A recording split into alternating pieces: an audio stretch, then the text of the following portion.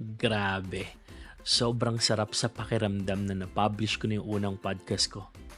Siyempre, kailangan i-celebrate ang mga ganitong moments. At ano pa ba ang mas perfect na kasama sa celebration kundi ang Angel's Pizza? Ang branch na ito ay matatagpuan lang sa Putatan, Muntinlupa City. Along the road lang ito, kaya mas madaling makikita.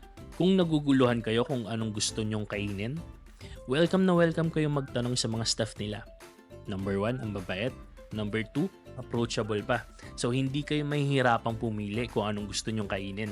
Dito nakapili na ako. Sabi ko kay ate, kaway ka muna. Papasok ko lang to sa Facebook. At oo nga pala guys, katabi rin ng Angel's Pizza ang Tianmas Taiwanese Cuisine. Yan. So kung mahilig kayo sa mga Taiwanese cuisine, Taiwanese food, perfect na perfect to sa inyo guys. At ito rin pala guys yung menu nila, the Sana All Bundles, pwedeng pampamilya, pangbarkada, pangjowa. Yan, meron din silang pasta, palabok, chicken wings. At ito pa yung iba na pwede nyong orderin guys. May combo meals din sila, dessert. Yan.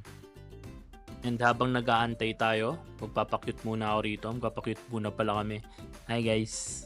Yan. Pakit muna kami dito habang nag-aantay. Angel's Pizza talaga ang laging nandyan sa mga special moments ko. Tingnan nyo naman to guys.